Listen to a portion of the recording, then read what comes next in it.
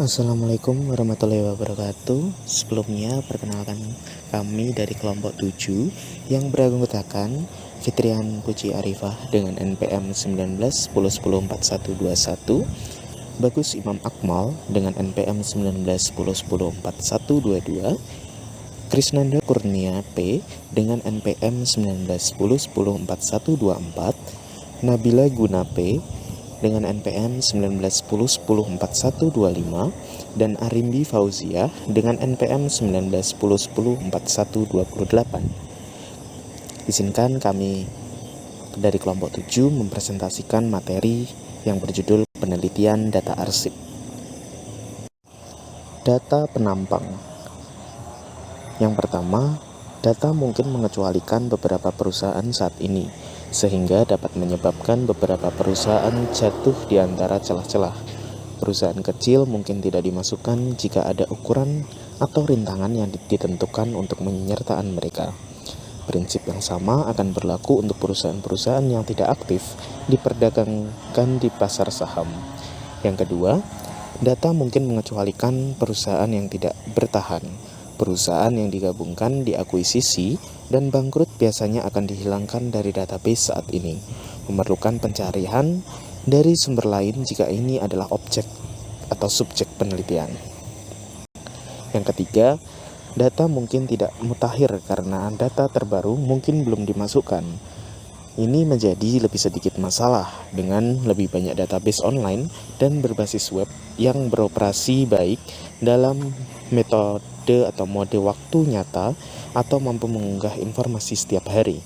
Yang keempat, data mungkin tidak lengkap karena menghilangkan beberapa item keuangan, misalnya perkiraan pendapatan atau catatan untuk akun. Mungkin tidak ada yang mengharuskan penggunaan sumber alternatif. Selanjutnya, yang kelima, mungkin ada klasifikasi yang tidak konsisten dari beberapa item keuangan di seluruh perusahaan. Jika database terdiri dari salinan kamera dari dokumen asli, maka beberapa asumsi tidak dapat dihindari untuk menghasilkan klasifikasi lintas perusahaan yang sistematis. Misalnya, di mana perusahaan diizinkan perbedaan dalam pelaporan item basis, akan ada tingkat agregasi yang berbeda, yang mungkin hanya dapat dipisahkan dengan keputusan sewenang-wenang. Yang keenam, mungkin ada kesalahan pencatatan, memerlukan pemeriksaan terhadap database lain yang sebanding jika memungkinkan, dan memerlukan penggunaan pemeriksaan validitas internal yang sederhana. Misalnya, menghitung mean dan standar deviasi item, memungkinkan semua item di luar rentang dua standar deviasi di kedua sisi mean untuk diidentifikasi dan dipertanyakan. Dan yang ketujuh, sifat pengungkapan berkembang sepanjang waktu, sehingga semakin sulit bagi peneliti untuk yakin bahwa mereka telah menangkap sumber yang paling andal dan komprehensif. Dalam lingkungan pelaporan keuangan, sebagian besar studi masih mengandalkan isi laporan perusahaan, tetapi sumber surat kabar semakin banyak digunakan karena menyediakan media yang lebih tepat waktu. Baik, selanjutnya yaitu ada data deret waktu. Yang pertama ada perubahan struktur. Mungkin telah terjadi di perusahaan atau industri dengan membuat perbandingan antara periode waktu yang penuh dengan bahaya. Secara internal, itu dimungkinkan karena merger, akuisisi, dan divestasi. Sedangkan secara eksternal, mungkin disebabkan oleh kebijakan pemerintahan yang baru, deregulasi produk baru, pesaing baru, atau perubahan teknologi. Yang kedua ada perubahan metode akuntansi, terutama yang terkait dengan pilihan atau peralihan sukarela dapat membuat angka keuangan dari periode yang berurutan sulit untuk direkonsiliasi. Jika hal ini merupakan pengaburan yang disengaja, hal ini menjadi perhatian khusus. Yang ketiga yaitu masalah klasifikasi akuntansi dapat menyebabkan interpretasi perusahaan yang berbeda ditempatkan pada item tertentu. Mungkin sekali lagi mengaburkan masalah komunikasi.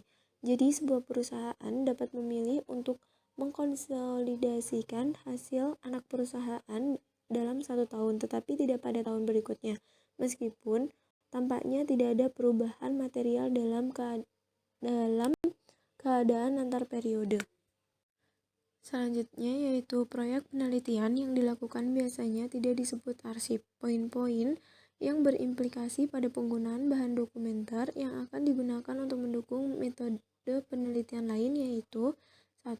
Jika database dalam bentuk milis untuk mendukung penelitian survei.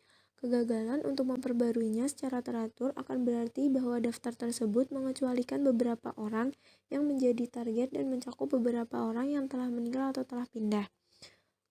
Kesalahan dan kelalaian tersebut dapat menyebabkan bias dan iritasi. Yang kedua, di mana database adalah daftar jurnal yang menjadi dasar tinjauan literatur dan memiliki sejumlah masalah potensial. Jumlah mungkin tidak tersedia online sama sekali dan akan dikeluarkan dari semua database. Ini masih berlaku untuk banyak jurnal akuntansi yang diterbitkan oleh masing-masing universitas daripada melalui penerbit profesional. Bahkan jika tersedia, jurnal online yang dipilih mungkin hanya muncul di database tertentu.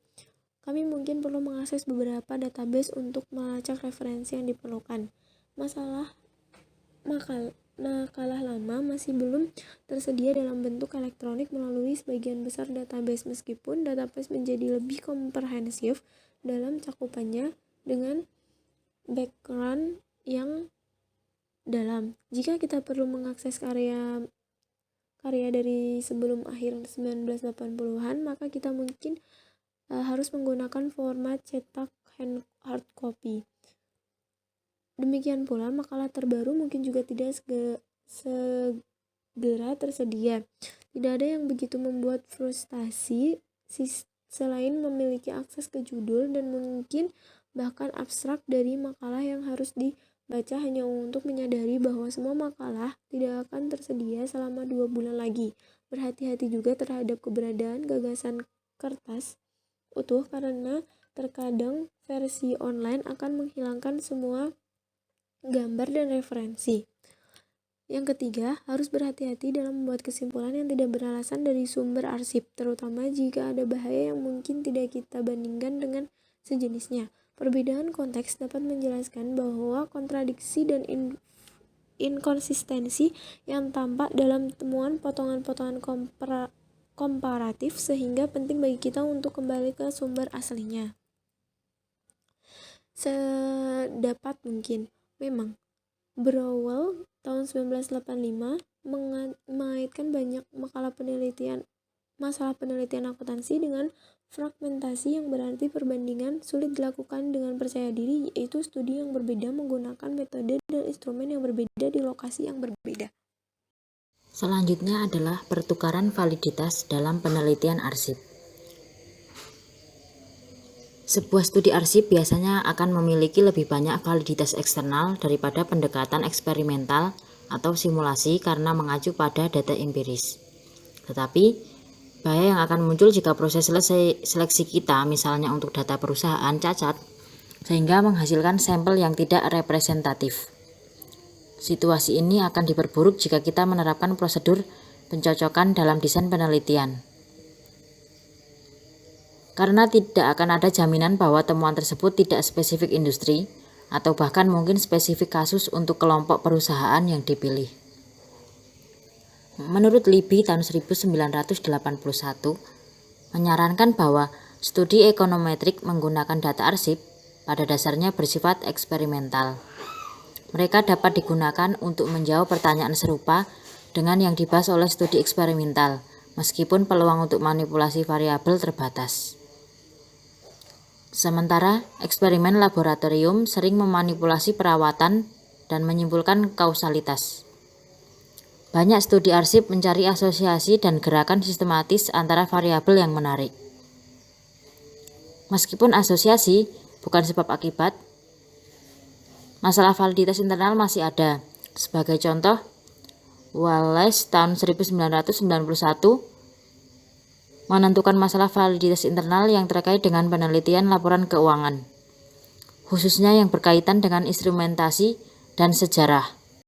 Kekhawatiran yang juga akan relevan dalam bidang akuntansi keuangan lainnya.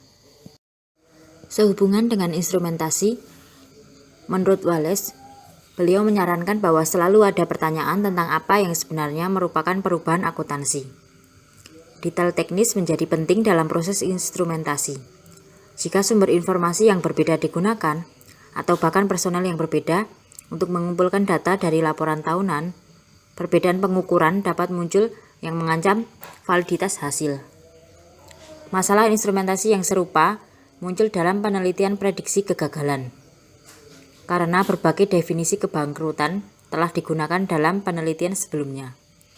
Seperti halnya yang diamati Wallace, tidak hanya ada berbagai jenis kebangkrutan bank, tetapi ada pertanyaan tentang bagaimana reorganisasi, restrukturisasi utang, dan ketidakpatuhan teknis terhadap perjanjian pinjaman yang harus diperlakukan. Jika definisi yang berbeda digunakan dalam sumber data atau oleh sesama peneliti, maka ancaman validitas internal akan muncul. Menurut Houghton dan Smith tahun 1991, memberikan beberapa contoh yang sangat baik tentang mengapa peneliti harus berhati-hati dalam membandingkan temuan studi yang berbeda, jika mereka tidak siap untuk memeriksa definisi rinci yang digunakan. Definisi kegagalan dalam studi mereka termasuk tunduk pada penyelidikan bursa. Sehubungan dengan efek sejarah, perubahan undang-undang kepailitan, dan persyaratan pelaporan serta kebijakan akuntansi selama periode bunga, semua akan mempengaruhi temuan komparatif dari pencarian arsip data perusahaan. Baik, untuk selanjutnya di sini saya akan menjelaskan tentang analisis konten. Analisis ini didefinisikan sebagai metode yang menggunakan seperangkat prosedur untuk membuat kesimpulan yang valid dari teks. Inferensi adalah tentang pengirim pesan itu sendiri atau audien pesan, dan aturan untuk proses interferensial bervariasi dengan kepentingan penyidik menurut Weber 1985. Untuk selanjutnya adalah teori yang berkaitan dengan kata. Menurut Weber 1990 halaman ke-7 berpendapat bahwa kategori data disimpulkan dan konvariasi antara kata-kata frekuensi tinggi lebih dapat diandalkan daripada tema. Namun Klippenberg 1980 menunjukkan bahwa untuk banyak analisis konten, unit tematik yang membutuhkan penilaian penggunaan dalam penentuan pesan tersembunyi yang disampaikan dalam narasi mungkin lebih disukai meskipun ada kesulitan aplikasi. Istilah kata diambil untuk menunjukkan unit tekstual yang sederhana, yang setara secara sematik, termasuk sinonim kata. Idiom dan frasa Weber 1990 dari tema berarti kelompok kata dengan makna atau konotasi berbeda yang diambil bersama-sama, mengacu pada beberapa tema atau masalah. Isi kualitatif narasi ditransformasikan menjadi variabel kuantitatif untuk selanjutnya dianalisis dengan rumus sederhana. Seperti rumus di bawah ini, yaitu untuk kata-kata memiliki rumus variabel kata sama dengan jumlah kejadian umum per jumlah total kata dalam narasi. Variabel rasio kemudian dapat dihitung dari narasi untuk setiap tema berdasarkan pentingnya tema tersebut dalam narasi. Jadi jika sebuah kalimat terdiri dari 4 tema, masing-masing diberi skor tema 0,25. Skor keseluruhan yang dijumlahkan di semua kalimat yang diberikan tema tertentu dianggap sebagai indikasi pentingnya dalam narasi. Berikut adalah rumus variabel tema yang jumlah skor. Variabel tema sama dengan jumlah skor per jumlah total kalimat yang dalam pernyataan. Kemudian selanjutnya adalah keandalan dan keterbatasan. Menurut Klippenberg 1980 halaman 130 sampai 54 memperingatkan terhadap potensi tidak dapat diandalkannya instruksi perekaman yang dikembangkan sendiri oleh penyidik, menekankan 3 aspek prospek. Yang pertama adalah stabilitas, yaitu pendekatan pengodaan antar waktu dapat pembuatan kode yang sama seharusnya tidak signifikan.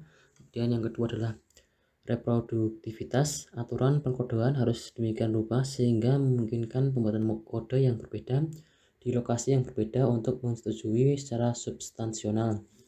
tugas mereka. Kemudian yang ketiga adalah akurasi, yaitu kinerja pembuat kode sebagian besar harus sesuai dengan jawaban benar yang diketahui, meskipun hal ini seringkali tidak mungkin dinilai dalam prakteknya. Keterbatasan utama lain dari analisis ini adalah bahwa ia mengasumsikan bahwa frekuensi kemunculan secara langsung mencerminkan tingkat penekanan yang diberikan pada kata-kata atau tema, tapi ini mungkin tidak selalu demikian. Baik, untuk selanjutnya akan dijelaskan oleh rekan saya. Terima kasih. Selanjutnya mengenai analisis kritis. Becker dan Bettner 1997 mencatat bahwa kurangnya empirisme ini berkontribusi pada tidak adanya studi kritis dan interpretatif dari jurnal akuntansi AS teratas. Johnson dan McIntosh 1997 mempertanyakan kesesuaian sikap kritis Marxist yang diadopsi oleh Tinker dan Esamel dan Wilmot 1992, terutama di mana kesimpulan mereka sebagian besar ditentukan sebelumnya dan tanpa perlu kerja lapangan apapun. Daya dan kawan-kawan 2002 mengkritik bahwa akuntansi mewakili realitas ekonomi. Mereka mengikuti Hopwood 1987 dan Hines 1988 dalam menyarankan akuntansi yang terlibat dalam penciptaan realitas itu. Errington dan Pogty 1991 menyarankan perlunya kurang akuntansi tetapi lebih akuntabilitas. Kemudian dimungkinkan untuk mengidentifikasi pengembangan sejumlah bidang penelitian kritis atau interpretatif yang lebih sempit dengan mengadopsi perspektif yang berbeda tentang sifat akuntansi yang menyimpang, terutama pertama ada kritis Marxist, misalnya pada Tinker 1980. Kemudian ada kritis feminis, misalnya dalam Hammond dan Oakes dan Hines yang memberikan kritik didirikan dalam konsepsi gender logika akuntansi. Kemudian ada kritis radikal, misalnya Armstrong, Cooper, dan Searle 1984 yang mengadopsi perspektif neo-Marxist, menyarankan bahwa akuntansi mendistorsi realitas dengan mewakili kepentingan modal. Kemudian ada interpretatif, ada juga feminis interpretatif, kemudian yang ada juga kritis interpretatif, di mana misalnya itu adalah Laughlin 1987, kemudian ada kekuatan dan ketawa 1996. Kemudian dikatakan pelabelan seperti itu selalu penuh dengan bahaya dan kemungkinan akan menimbulkan kemarahan penulis yang bersangkutan. Apa yang dilakukan adalah menunjukkan luasnya penelitian yang dilakukan dalam paradigma kritis. Terlepas dari sifat peluang publikasi yang terbatas, memang hampir semua karya yang dirujuk dalam bagian ini telah diterbitkan hanya dalam 3 jurnal, yaitu Organisasi dan Masyarakat Akuntansi, kemudian Perspektif Kritis tentang Akuntansi dan Akuntansi, kemudian Jurnal Auditing dan Akuntabilitas. Terima kasih. Sekian pemaparan dari kelompok kami. Apabila masih banyak kekurangan, mohon dimaafkan. Wassalamualaikum warahmatullahi wabarakatuh.